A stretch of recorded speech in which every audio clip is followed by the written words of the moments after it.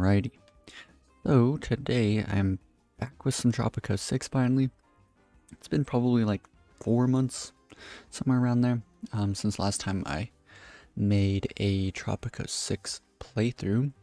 And today what I'm going to be doing is actually going through and I want to start a series for each of these missions here. So there's 15 in total. This is without any DLC, so if you're playing the game and you never bought any DLC, then you could still do all of these missions. So, I recently got a comment and someone wanted to see, they wanted to see like a playthrough of Better Red Than Dead. And so I definitely want to make it to this point on the channel, but I do also want to start from the very beginning, and we're going to be playing these all on hard. So let's get into it.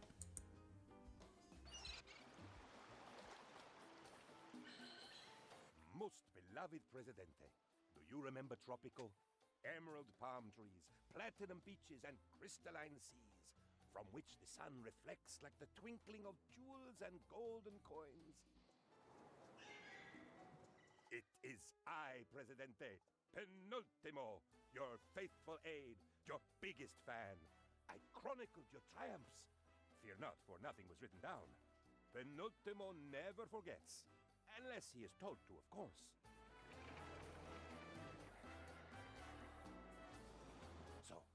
Let us enjoy these stories of the past. And what better place to start than the time you first met your loyal Penultimo, oh most successful Presidente. It was like the first sunrise of my life. Hello there. Alrighty. Governor.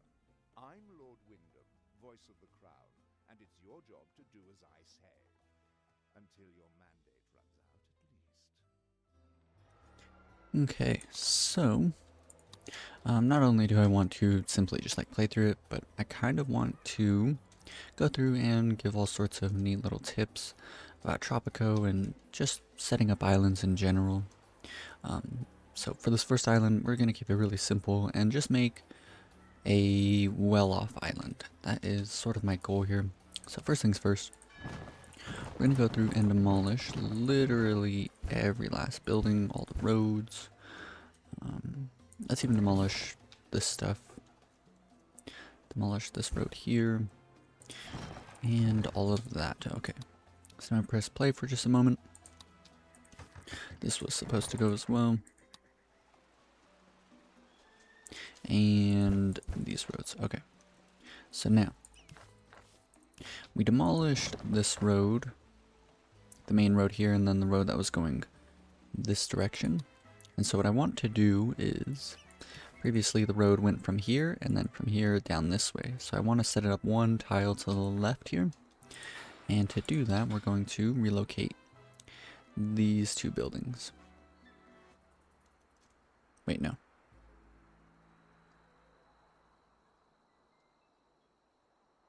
Yeah, okay. I'm mistaken. Either way, this is how I want to have it set up. So demolish literally all the roads.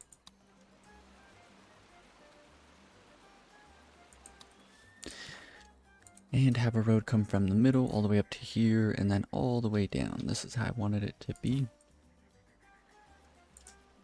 And then as far as you can go this way. Okay. So now we have sort of like a very generic little startup here. And what I want to do is actually to create some like nice little city blocks. So because we're keeping it very simple, this method here is just a really good way to set up your islands in general. So we're going to count out a total of 5 tiles and then count out 7. So 1, 2, 3, 4, 5, 6, 7. And create squares like this. Now, the reason being is that a lot of the buildings in this game are actually 2x3s. So as you can imagine, if we were to place like a bunch of 2x3s, you can perfectly tile these little squares with 2x3s. And so there's like all sorts of really good reasons that you'd want to do this. Hotels, motels, groceries, churches are actually 2x4, but 2x4s do fit neatly in this little design here. Your clinics can fit in a 2x3, and then you can put some parks in front of it. Police stations can fit sideways, long ways. So there's like all sorts of like really good reasons that you'd want to use this exact same city block setup. But we're not going to put 4 newspapers here like that. Instead, I'll show you another little neat thing, which is to actually go through and you can put country houses, and houses for that matter, in a design. Well, before we do this, almost forgot.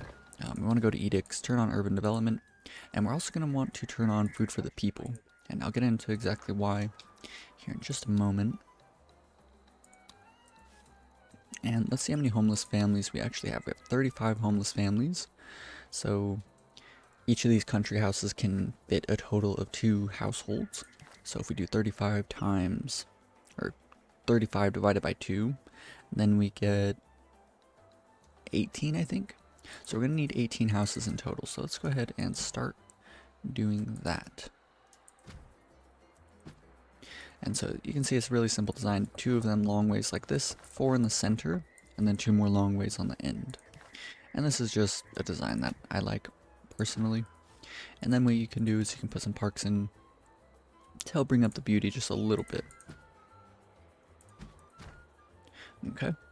And then later on, once you upgrade these to normal houses, then you have some pretty nice little city blocks here. And then another really neat thing is mansions can fit in a 2x3. Your apartments can fit.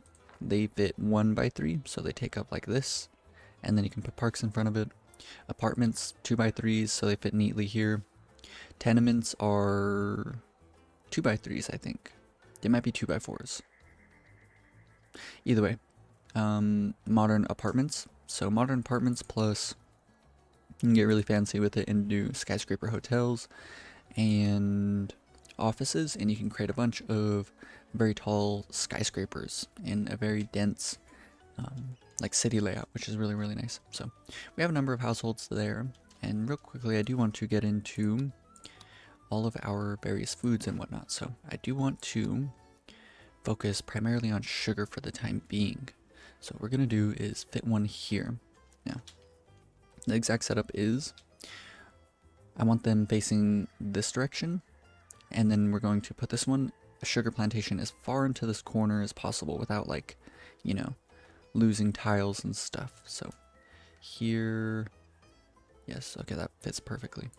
So we're going to do a sugar plantation there, and then we're going to want one of each of the food types. So let's start with corn, because corn's the only one that's a little bit funky here. And then let's do a banana plantation, a pineapple plantation, and then let's go ahead and do another sugar plantation here. So this is like a pretty decent little setup. 2 sugar plantations, and then we have one of each of the crop types. Now to go a bit further with this, let's go ahead and set up some ranches. We can do a total of 2 cattle ranches.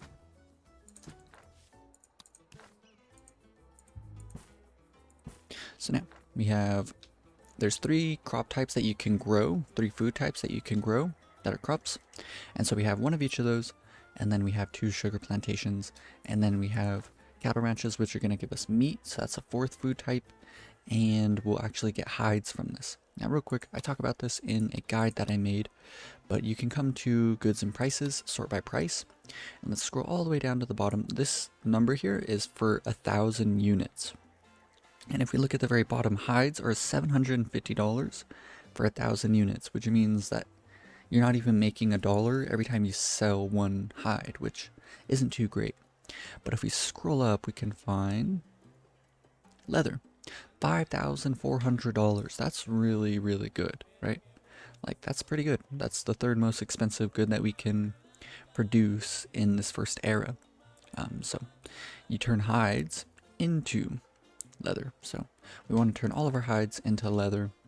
That is going to be the most efficient way to go about making money off of the hides. So let's just drag this down. For now, we can do, I suppose, something like, let's drag this road all the way up to here.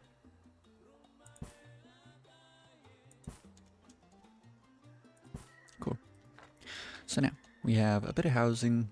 We have all the different food types, and we're starting to make some pretty decent little upgrades to our island here. Yeah, real quick, I will get into why we turned on food for the people. Citizens consume 2 units of food when eating increases the general food quality by 10. Okay, so what does that mean? Well, let's control click, build up one of these ranches. Quick, build it real quick. And as we can see, it says allow local consumption. This means that people actually come here to buy food. And actually, they won't end up buying it, they just get it for free. If we turn on no free lunch, then this makes it to where they pay $1 every time that they go and buy food from a production building. And so that's what the food quality means, is the food that they're going to buy from this ranch is, like, the food quality is this number here. So 52. And we could set up a grocery and then have all of the different food types brought down to the grocery. But we do want to go with an entire well-off population. So groceries can only give a wage of 9 at the max. And something interesting about the wages is the fact that if a wage is under $10, then they won't make a well-off wage. So they won't be able to afford the housing. We're going to go ahead and build up a theater. So nobody will be able to use the theater if nobody can afford it. All sorts of interesting things like that. So we want to make sure that it's at least 10. And if the job site can go above 10, then you have to make sure it goes at least one step higher. So as you can see here, this cattle ranch, it has a wage of 10 here, but many of these people working here would still be poor. So we want to go at least one step higher for anything really. And so keeping with that, what we can do is sort of ride just on that line. So the construction office, we need to go at least one step higher. We don't need more hands quite yet, I don't think. And then the palace, we can drag it down 1. So we're not paying $75 a month, we're paying 60. So there's all of that. And we're not going to need to ever build any taverns because everyone will be able to come to our theater. So let's go ahead and get that down. Let's do it this way, I'm thinking. Cool. So we needed 18 houses. 1, 2, 3, 4, 5, 6, 7, 8. So we can do another half here.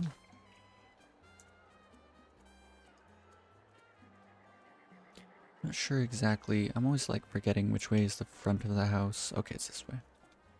So let's do 1, 2, 3, 4. So we had 8. So now we're up to 12, and we can just do like one whole additional neighborhood here.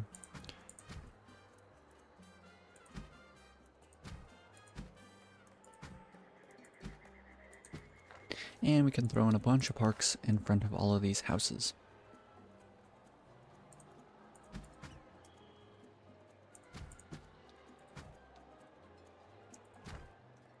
And let's go ahead and surround this neighborhood with a road. Okay, so we spent like roughly around half of our money. And we have everyone is going to be in a house. And we have a bunch of different food types set up. And now we just need everything to get constructed. So as a matter of fact, let's actually get more hands to upgrade for this. And we can just go ahead and hit play. So now everything is perfect. We will continue to expand as things are needed. But I think it's kind of important to go ahead and get some job slots down. Max out the budget on the theater, of course. Let's go ahead and just control click. Honestly, probably do all of these. Max out the budget. We want to change these all to pasture prohibition, all of your ranches, just so they're not degrading the soil nearby. And then we want to go to our sugar plantations.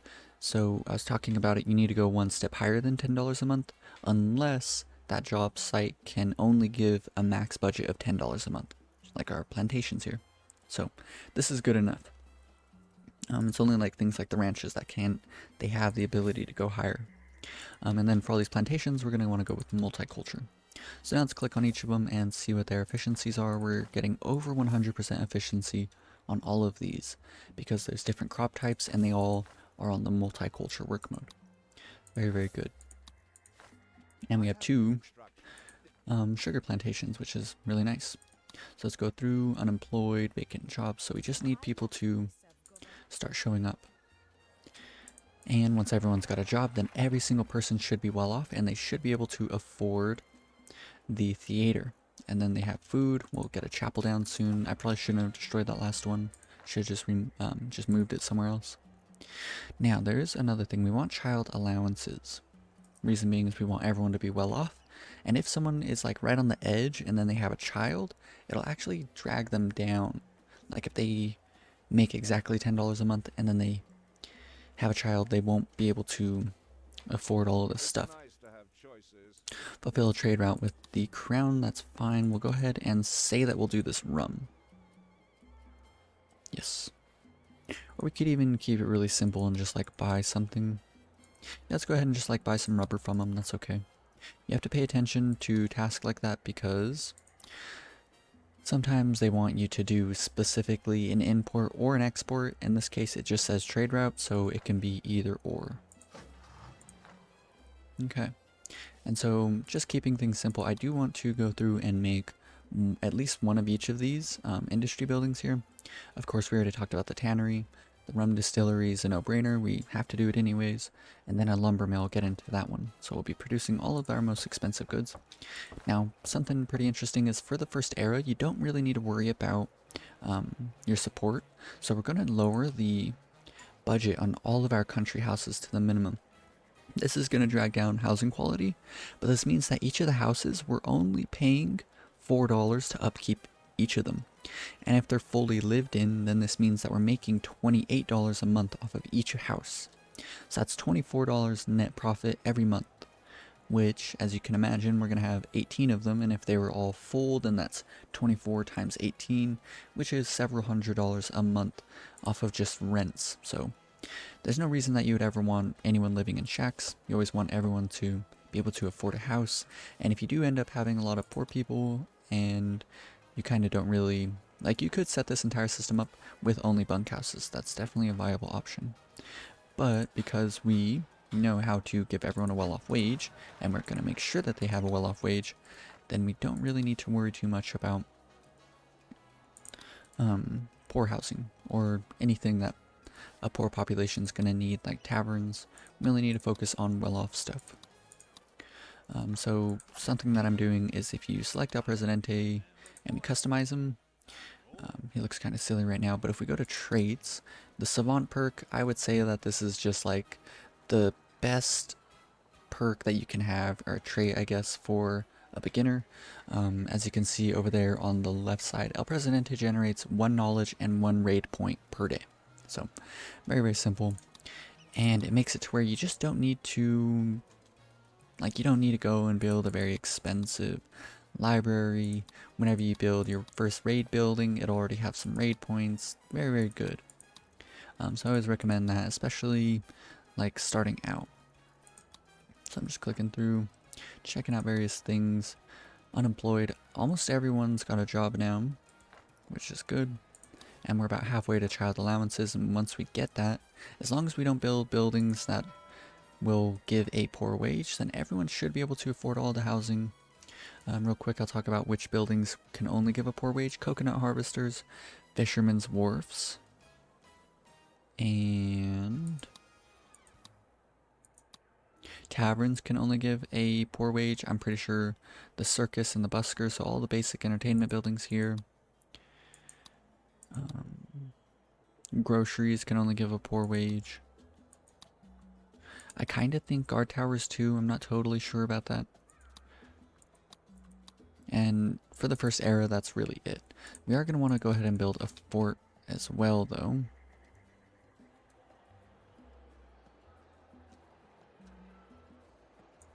Let's go ahead and put that there, and then what we can do is put, I suppose, like a 2x2 here, and then like some 2x1s in front of it. Just for continuity's sake, what I mean by that is this little design here will be able to perfectly fit the city block layout that we were going with. So everything's looking pretty good. We are probably going to want some more Teamsters offices sometime soon. Let's go ahead and, well, we don't need to do it yet because we do not have the unemployed population for this quite yet. Let's go ahead and put the fort on high priority. I must say I'm glad to be We fulfilled a trade route, so that was really easy. We bought a bunch of rubber, and the rubber will just be sold. We're buying it for the same amount that we're selling it for, so not too much of a big deal there. And again, just want to make sure that we're on the lowest budget for all of our country houses.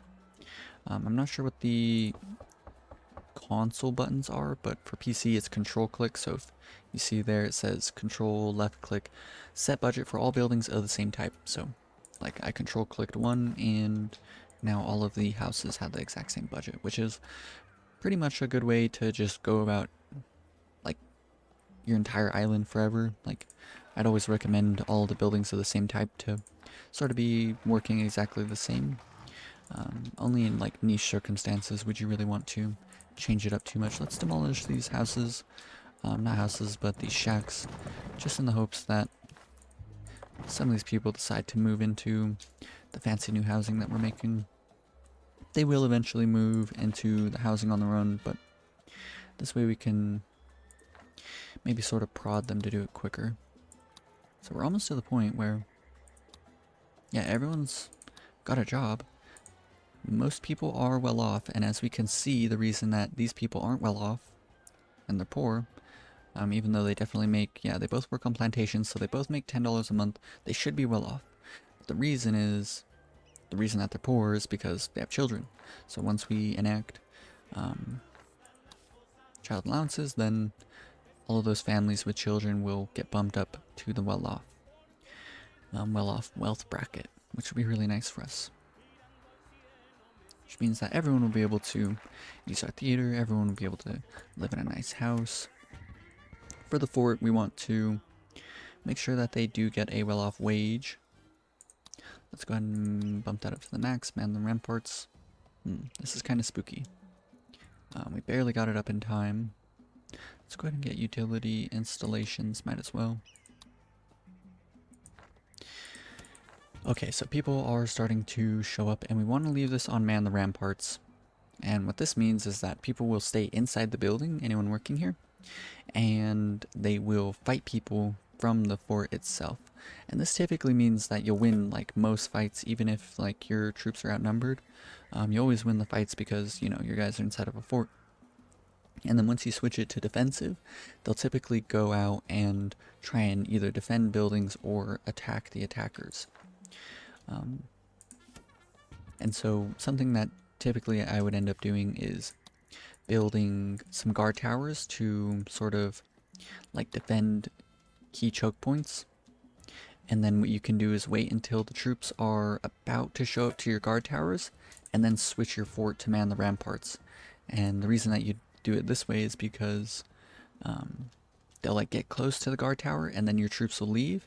And then once they start fighting the guard tower, your troops show up and it's just a one-sided fight. So there's almost no chance that they end up winning this. We have a bunch of new immigrants who just showed up and they came to work in our fortress. And yeah, once they get close, then they're just gonna get wiped out. Something kind of interesting is it's sometimes a good idea to focus on which side of the fort has the door. So we made sure to face this towards our population just to guarantee that they get into the building just a little bit quicker. It's nice to have Fulfill export trade route with the crown. Okay, so let's look at exports. We can do something really simple. We can buy rum at a discount, which is kind of good.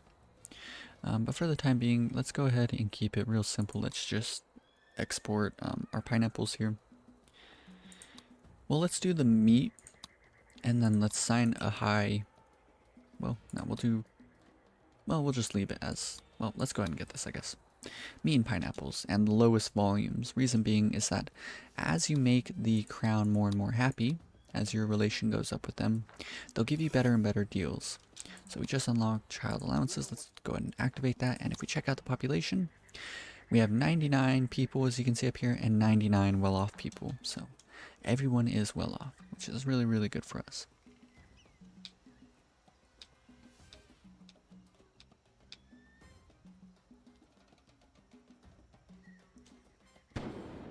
And here is our fight.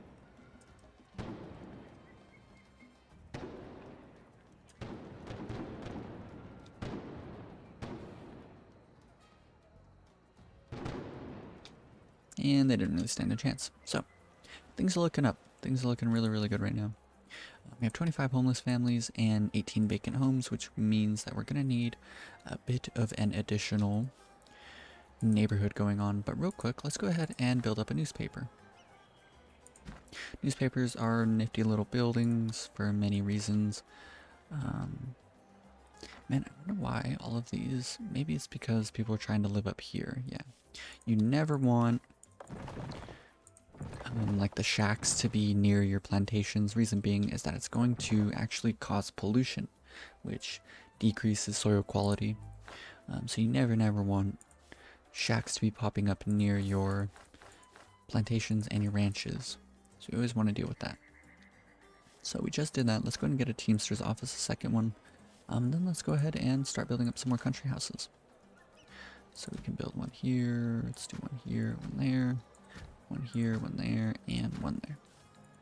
Go ahead and wrap it up neatly with another road, and then come through with more parks. Cool. So things are looking really good. Let's check the beauty. Beauty literally doesn't matter except for a few key buildings, but I do like to try and keep the beauty up just a little bit. Every single entertainment building is going to lose you money over time if only your population's using it. The only way to really make good money off of it is to do tourism, and then to check this box here that says tourist only. It'll increase the fee income by like 5 or 6 times. So as you can imagine, making over $100 every time someone shows up. But, you know, having enough entertainment buildings for your population alone is pretty important. So, newspapers. Newspapers are really good. The Open Mind, all this does is increase liberty nearby. The Independent, this is going to increase your population, like if we come and check out politics here, we have only 31 revolutionaries and then 41 royalists. So most of the people here support the crown, which isn't too big of a deal, but we do want everyone to be supporting the revolutionaries. And so Better Red Than Dead is the mission that I'm going to move on to in the future. It'll be the 3rd mission that I do. But, and well, that one's going to talk about propaganda and stuff, but all we need to know for now is that it would be a good idea to set this to the Independent so that we can start influencing our population towards the revolutionary faction. So we're going to go and do that. We're going to bump down the budget on this building just one step lower, just so we're not spending too much money. And it'd probably be a good idea to set up a second newspaper. As we can see, we have access to 2 work modes here besides the original one. The second one is Penny Saver. So we earn $5. Oh yeah, something interesting is newspapers will influence anyone, not anyone anytime, but there's a chance that anytime someone visits their home and they're within this circle of influence, there's a chance that they'll be affected by this newspaper. So, as we can see, if you read there at the bottom, citizens living in the vicinity of the newspaper have a 25% chance to shift their political view towards the revolutionary faction every time they rest, right? So 25% chance, all these blue houses, that's why I want to make sure sort of the newspapers are near the center of our little population here. Oh wow.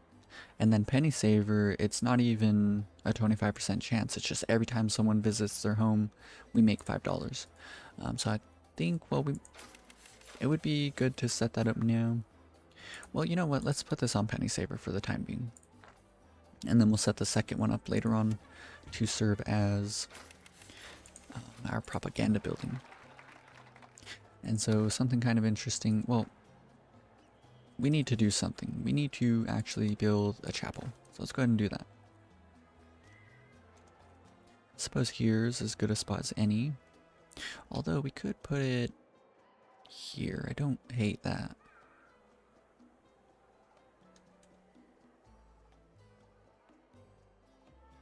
Let's do it there. Okay. So we have a chapel down. Like I said, I should have just relocated the first one that we were given. We don't need to do the newspaper yet. Okay. Forgot what I was talking about, but this seems fine. So everyone should be moving into homes fairly quickly. Just want to make sure there's no shacks up here. Want to keep the pollution down. I believe pollution will go down on its own over time, but you sort of just want to keep on top of it as much as possible. And so we have all of our plantations on multiculture, and we have all of our ranches on pasture prohibition. Now, if we come and look at the island here and we come down to soil degradation, we can see that the soil is not degrading at all. Maybe just a tiny bit, but by and large, the soil is doing very, very good. You always want to take revolutionary immigrants every time you complete a revolutionary demand. Oh yeah, this is what I was going to talk about. Let's keep this just in the middle here, and we'll put it on help first, preach later. But what I was going to mention is, if we come to education, we can see how many educated people we have. We have 7 high school educated people and a college educated person.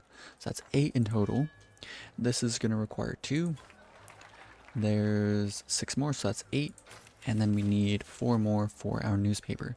So let's go ahead and hire in 3 here and 1 here. So we needed 4 more. And these 3 educated buildings that require an education, like really, that's all we really need in the beginning, so we don't need to go too crazy getting a bunch of educated people onto the island very quickly. This will serve nicely for the time being. Okay, so now things are looking pretty good. So they wanted us to fulfill an export trade route. Meat and pineapples is what we're working on. Nothing is in the dock quite yet. Not amazing. Let's see what this guy's carrying. Bananas. Corn. Just sold a bunch of sugar. So yeah, we made a little bit of money there. 3 unemployed people, a bunch of homeless families now. So now let's go ahead and build up a rum distillery. We have plenty of sugar to turn into rum, so let's go ahead and place one here. Seems like a good spot. Drag down this road to there. Leaves us a little bit of space over here on the edge for a couple more houses. Ideally, you wouldn't really want to build housing near rum distilleries, or near any of your, what's it called, industry buildings, because they're going to create pollution. Pollution is going to lower the life expectancy of anyone living nearby. So not ideal, but we'll deal with it. Let's check in on our trade routes. And so before we do an export trade route for rum, we're going to want to get the Crown's opinion of us very high. Our relation with the Crown, preferably up to 100. And then they'll give us the best deals possible. And then we can do a rum trade for as much as possible. And that's when we'll choose the max volume for all of our trade routes, right? So meat, we're doing the lowest volume, but you can imagine if we did the maximum and it was a good deal, then we would just be making like 25% more money on the meat forever. Same thing with pineapples, everything that we're producing. You want to wait until your relation with the Crown is as high as possible. Ideally maxed out. So things are looking up. Things are looking really good. They come up here to buy food.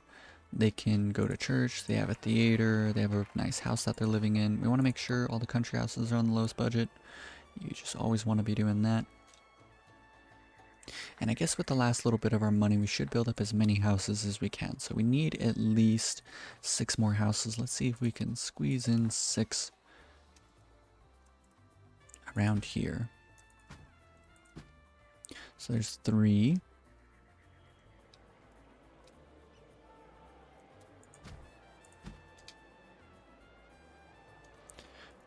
We just need a little bit more money, but sadly we are all out. Let's go ahead and throw in some parks just around. Another nice thing about putting parks in any empty spaces is it'll keep people from building shacks like right in the middle of your town, which can be pretty annoying. Like right here we can put even 2 parks there just to keep people from building, what's it called there? Building shacks right here. Okay. Things are looking really, really good.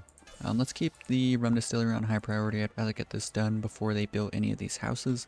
That's the only time that priority matters. It's not going to make people, you know, go and do it quicker. It's just going to set up like the priority list. Like what should we do first, and then what can be held off until the very end. So let's go ahead and go into ×4. Typically, I don't end up doing this. Reason being is that you don't really want to, like, you're just going to be missing out on little things if you're always playing on the max speed, which isn't ideal, but we already set up everything to be as tip-top as possible right now, so we'll go ahead and do that for now. Making a little bit of money, we want to lower the budget down to this one so we're not spending too much. Let's go ahead and extend our mandate again. And so now what we need to do is any of these other islands, there's 3 in total, we need to go through and actually build Teamsters ports. So we're going to have to wait a little bit, and we're going to have to get our island into a very good state before we go about focusing on the other islands. So for the time being, let's focus on that. The next chunk of change that we make, the next little bit of money that we have, we are going to want to check out foreign relation. Not too amazing right now. A 20% deal on rum isn't bad. Let's, well, I would have done it, but don't quite have the money for it. So pineapples, is that one of the trade deals? It is. So we should finish this pineapple trade deal. That'll be another thing done for the crown, and it'll make them quite a bit more happy with us. Cool. Another 18 months, we'll just keep on doing that. We don't really need the money. So you might have been worried that, you know, like I am like kind of low on funds and it seems like we're going to be hemorrhaging money, but fact of the matter is that our island is pretty net positive. So as time goes on, we will end up making money almost no matter what, unless a bunch of people move onto the island, and well, even then that would just give us more room for expansion. But we're making rum, which is a pretty good deal. We're making a bunch of crops. We have a bunch of housing down, which we're collecting rent from. So as time goes on, we will end up making money, almost inevitably. So let's go ahead and do, I guess, the lowest. Yeah, 50,000 units of rum. I guess we can just do the max budget, or the max volume for that. 50,000 units, that's, over the course of time, that's another, like, $100,000 that will just be given. Let's go ahead and fill that in. We actually don't want to ever do a deal for sugar. Kind of obvious. We could do hides, but ideally we'd rather set up something a bit more lucrative. So the next bit of money that we're going to have, any chance that we get, we want to set up... Oh no. What was that? Fulfill export trade route with the crown. Another export. Cool. So we want to make sure that we have one additional like license at all time, like that's open, so that we can do something important if we need to. But the next chance we get, we want to build a tannery. So any chance that we're over negative 4,000. Let's see if this money, or this building's ever made us any money. It typically doesn't make us money over time.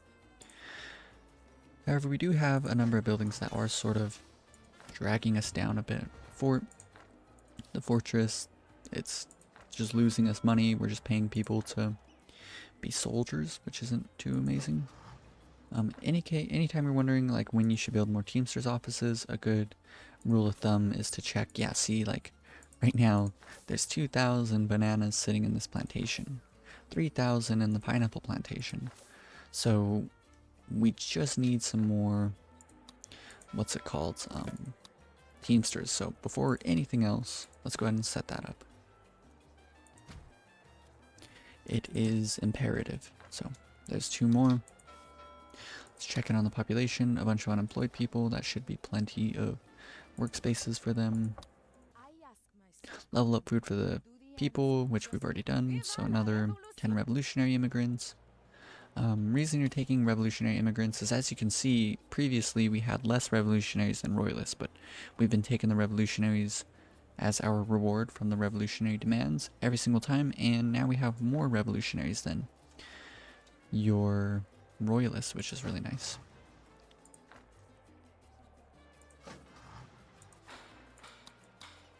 More hands, which is really nice. And now hopefully we can start getting our goods out to the docks. That's really been our only issue.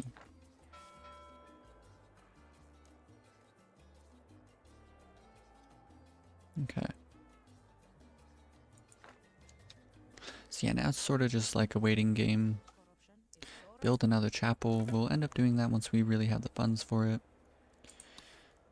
Fulfill export trade route. We just need meat to be brought down. And I think instead of a mandate extension on this next reward, I will take the money just so we can get down a tannery, which will be really, really important. Yeah, so we'll get it. The meat's coming up. Well, actually, I don't think we'll need it because we're actually selling our first bit of rum. We're actually going to sell 1,000 units of rum here. Someone just came and picked up 500. And that's $13,000 that we're making, so that should be plenty of money for setting up our first tannery. Cool. So I think I'm going to set up, wow, look at that. So we can extend our mandate, and we made $24,000 off that one run because they're just going to be shoveling goods down. We're not actually going to make that much every single time because that's like kind of a trap. You'll build like some Teamsters offices or something, and it'll be a fluke. We're just bringing down lots of goods that were previously stored up here. So now we're seeing more reasonable numbers. So if for some reason it feels like, whoa, like why'd I make so much money right after you build some Teamsters offices, it's sort of bait. Like I wouldn't trust it too much. Just expect your revenue to be a bit lower than you sometimes see. But real quick, I think I'm going to build our tannery right here. Very neat little spot. And I think this is going to be the end of our first little episode here. Made a nice little town going on, and we made lots of money, and things are just looking up. So we will continue with the rest of this little episode, this little mission here, in the next episode. I really hope you guys enjoyed. If you did, be sure to leave a like, and if you want to follow along with the rest of the series, the rest of the missions, I'm gonna do just a huge set of episodes for all the missions so that, you know, every single mission you'll see an effective way to deal with it. And along the way, I'll just be giving out tons and tons of really good tips. So it's gonna be lots and lots of fun. So if you want to stick around for that, then be sure to subscribe. Peace.